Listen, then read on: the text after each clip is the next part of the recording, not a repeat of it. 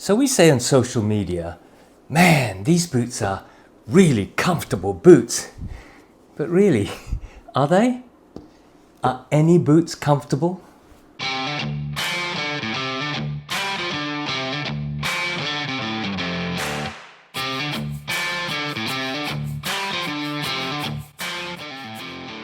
are you going?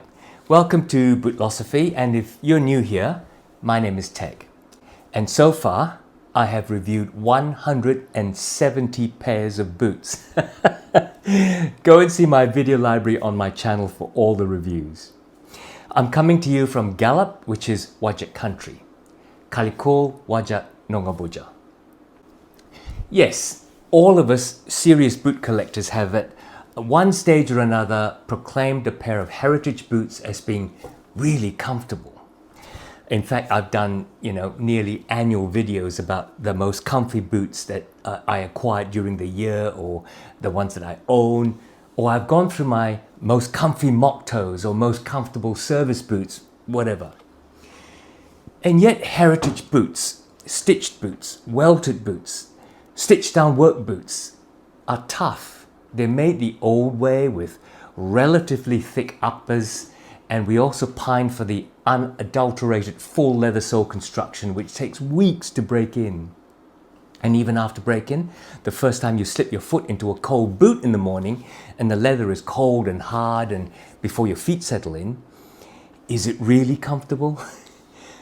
Most of us come into boots in our adult life. We wear sneakers or mall or shopping center bought fashion shoes or just comfy shoes. Names like Echo with squishy polyurethane soles, fashion shoes with foam and padding and cement construction which bend at the ball as soon as you buy them. So for most of us, when we try on our first heritage style stitched, welted or stitched down boots, you're lying if you said, wow, in relation to those squishy shoes I've worn all my life, these are so comfy. Yeah, nah. For most of us, our first reaction honestly is, what have I let myself in for? I love the look and feel of these boots, and intellectually, I've watched and read that they need break-in. But really? Will they ever feel like my soft, squishy sneakers?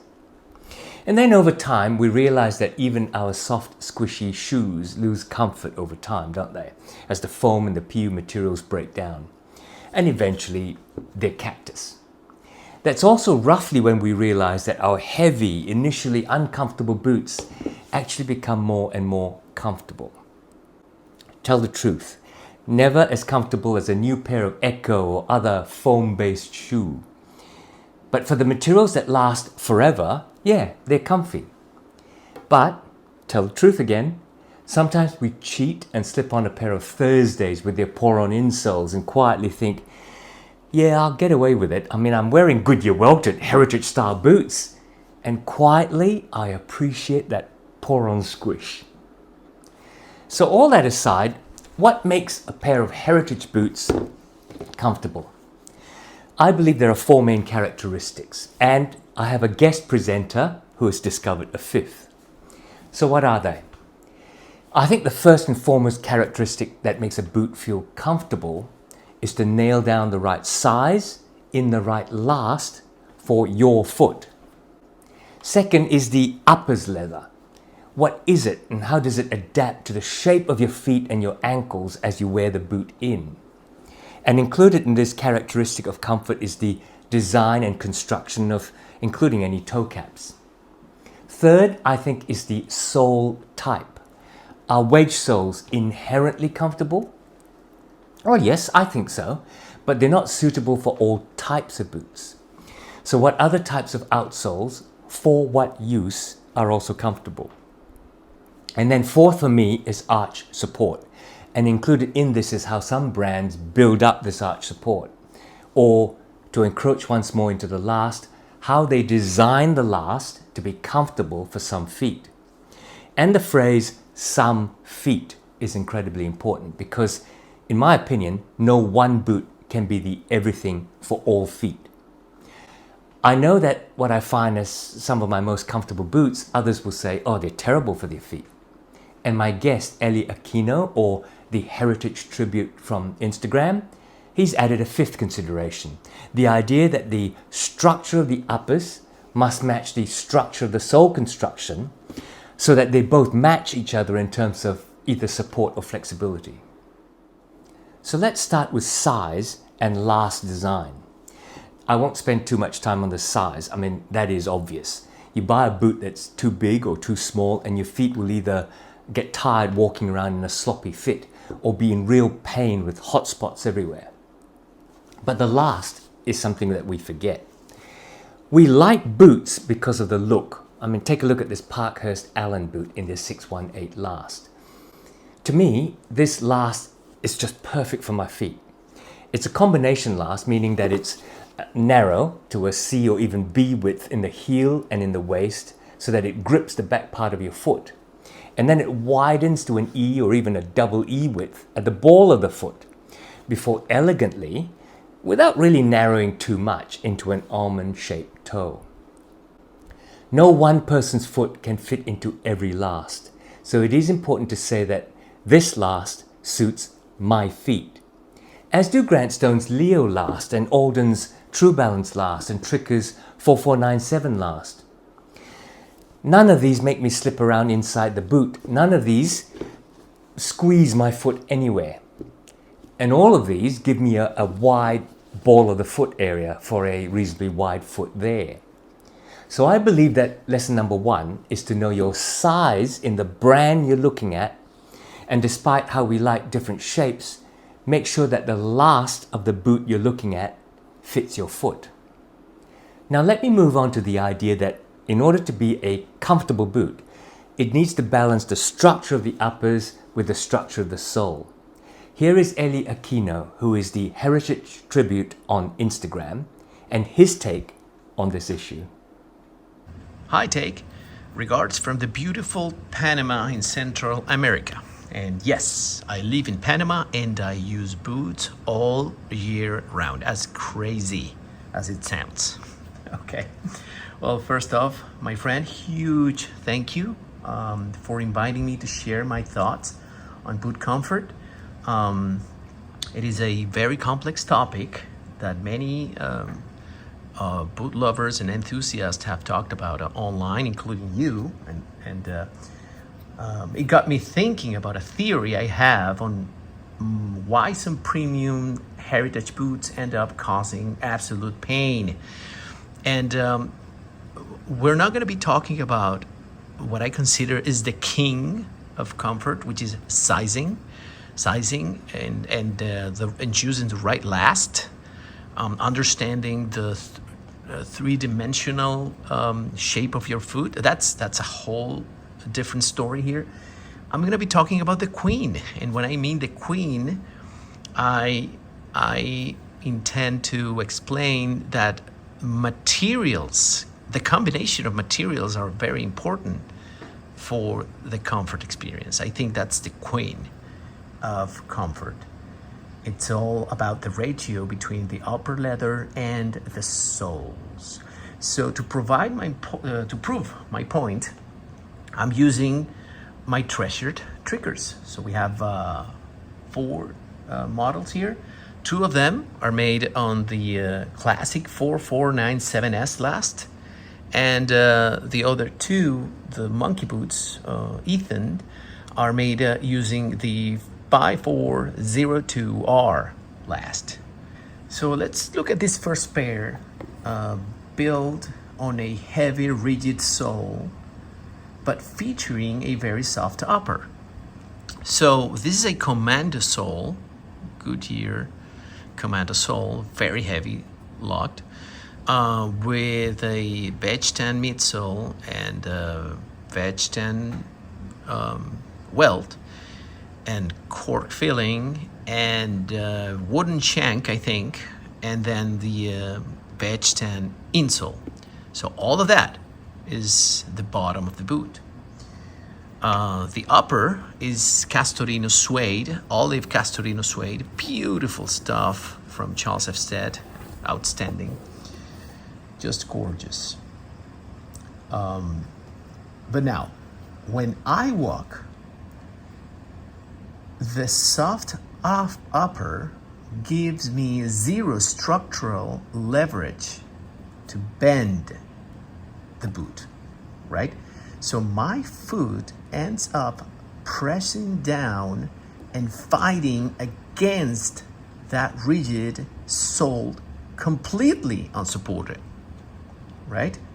So the break-in is absolutely brutal on this because, and I'm trying to explain the mechanics of my stride and my foot with the almost disrespectful level of English that I have. So I'm sorry.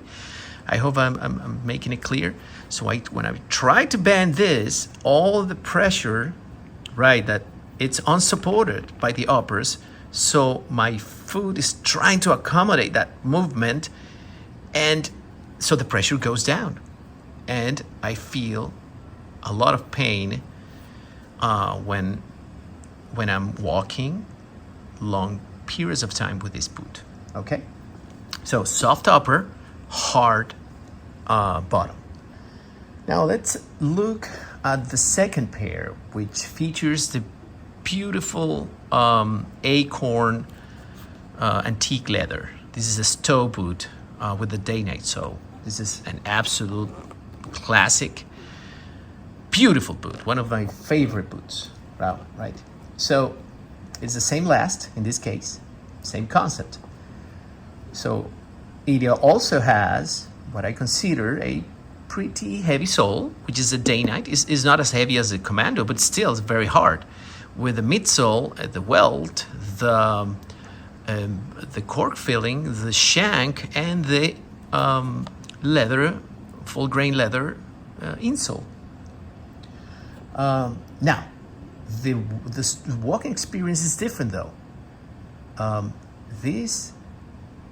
In this pair, with the structured calfskin upper, when I flex my foot here, the firmness of the leather actually helps force that heavy sole to bend with my foot. Sorry. It keeps the movement integrated and feels incredibly comfortable. Because when I'm trying to bend, when I'm walking, my foot feels supported. The energy transfers to the sturdy upper, and it helps me leverage that movement. Now, same concept here. This is the monkey boot with a very hard bottom and a supple, very supple sand suede. Same thing. When I bend this, my foot is trying to accommodate here and trying to find help, but it is not enough, so the pressure goes down. And I still, and depending on the movement of my specific stride, I will have pressure points, and you will have a different experience on the pressure points as well. Whereas with this one, which features the beautiful Ridgeway like sole, one of my favorite soles apart from leather soles. This is on a very sturdy kudu leather. It's a whole different story. I feel supported, even though this is a shorter boot. When I bend, everything supports the stride. Now I have a special guest just to further prove my point, and is my beloved Alden Indy in snuff suede. Now this is a different story here. This is a different story. This is made with snuff suede, supple stuff, but it has a softer construction and selection of materials, which are a little bit, out there, a polemic topic, but still, they have a leather kind of midsole here with a half commando sole, like really short, small bricks here. It is very, very supple because it has these leather board or whatever people hate that I love of this boot. And so being soft, being with a soft upper and a soft bottom, the striding and braking process is very pleasant. So this is a comfortable boot right out of the bat. I mean, it's a comfortable boot even looking at them from the website. So it's a different story. So here we go. That's my theory. The ratio between the upper leather and the soles make a difference on the comfort experience. This is only my short and humble experience. I would love to know what you think. Thanks, Ellie. So, lesson number 2, does the support offered by the uppers match the toughness of the soles? Or to put it another way, what are you using the boot for, and is the entire boot as a package made for that purpose? If it's meant to be a light, casual boot with, very supple uppers leather, but it's built on a super tough, multi-leather layered sole construction with a heavy lugged sole, you may find it uncomfortable. And leading on from that, the uppers leather themselves can dictate comfort or discomfort.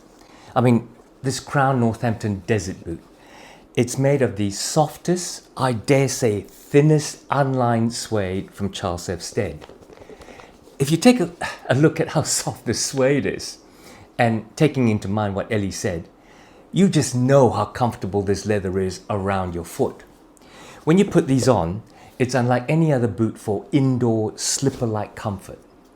But then there's this Nix Overlander made from Horween's Spokane leather, a derivation of their Chrompact tannage. This leather is not thin, it's nearly 4 millimeters thick. Yet, while it's incredibly supple, it also keeps its structure and is very supportive. In this turned over rough out waxed flesh version, it wraps around your foot supportively, but never exerting any pressure against any part of your foot. No way I'd wear this around the house and then when I put my feet up on the sofa to watch TV, say that, oh, this is so comfortable. But out for a bushwalk, taking it where it's meant to go, this is one of the most supportive yet comfortable leathers you can choose for adventure. And as Ellie says, it doesn't hurt that it has the full P&W sole construction package underneath to help with overall support and comfort. But then, the pattern of a boot, despite comfortable uppers leather, could cause problems. Take this Parkhurst Richmond. This is in Waxy Commander from CF Stead, and it has a real toe cap. It's very interesting that I never have a problem breaking in Parkhurst boots except for 2 pairs. The first was, I think I'm remembering, an old New York made Richmond in double shot. Lovely leather, but the Celastic heel counter had been misplaced in the manufacture and it rose a little above the heel into my Achilles tendon. And boy, did that dig into my tendon until I was told to get a heat gun and gently mold the heat cup into a kind of back curve shape. This is the second uncomfortable pair. The Richmond has a lovely proportioned toe cap, but in this case, this is a sample boot. Because it has a true second layer, I find that the reinforced toe box bites into the top of my toes when I walk, certainly before breaking in. It doesn't bend a little in front of the toe cap stitching so that the edge bites into my foot. And this is despite Waxy Commander being one of the most balanced leathers between support and suppleness. On its own, you'd say it's one of the most comfortable leathers you can use for uppers. So to summarize this characteristic, the uppers leather and the pattern can make a difference. And perhaps in reinforcing Ellie's point, you need to balance the uppers leather with the use of the boot and the balance of the whole foot. The next characteristic of boot comfort I want to discuss is the type of the sole. I've dealt with sole construction, but what about the actual type of the sole? I have always found wedge soles comfortable, particularly in my work where I sometimes lead and facilitate management workshops and I'm on my feet all day for up to 2 or 3 days. I'm striding between whiteboards on stage or all around the convention room amongst the tables. I've come to wear this pair of Lewis Jet Indiana boots for those sessions because of the last, but also for sure because of this wedge sole. It's not as firm as a Red Wing rubber wedge sole, but I find it quite similar to Thorogoods. I don't think it's rubber. In fact, I'm sure it's not rubber, but I think it's a kind of polyurethane compound where it's firm but also giving. So it's not just the wedge shape where your arch is almost naturally supported, but it's also the compound. Does that mean that the solid block heel rubber outsoles are less comfortable?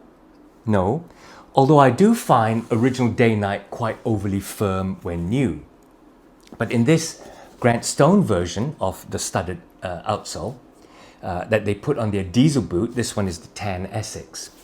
This compound of rubber they use and the design of the studs not being overly high, combined with the all leather and cork construction of midsole and insole, I find incredibly comfortable. So add lesson number 4. Be aware of the type of sole that's under your foot. Finally, I want to talk about arch support. Let me go back to something I said at the beginning. Every foot is different, and that affects how you view or feel arch support. I believe we all need it to some degree, and that's why I personally hate barefoot boots, because they make me feel like I'm walking around barefoot. Hello? But that's not a good thing for me. I have slightly collapsed arches, and while I find high arch boots uncomfortable, I find no arch support painful. However, I have tried the high arch support P&W boots in the 55 last, and I didn't like it. I felt that the high arch was digging too much into my arches, and in P&W bootdom, I prefer the H&W moderate arch as I have in these NYX Overlanders. The way that P&W brands, and in this case NYX, build up the layers of leather under your arch in this H&W last, to me, really fits the curve of my foot so well. There are no gaps between foot and sole, and as I gradually mold my foot down on these, that no gaps fit is becoming more and more bespoke. But you can also achieve good arch support with last design. Now, I've spoken about last already, and I've mentioned the much maligned Alden Indy, often maligned by people who hate the price of it for what they see as inferior materials, but who have never put it on. Almost everyone I know who's put it on with no commercial axe to grind understand why it's so good. The design of this boot, by a brand that made orthopedic shoes, supports almost any man's arch, no matter what shape that arch is. It does it by design. The True Balance last, like the Parker 602 or 618, is combination, gripping onto your heels and allowing room in the ball of your feet. The narrow waist tucks in under your arch like a cantilever bridge, supporting your arch by supporting over empty air. That's a hell of a design.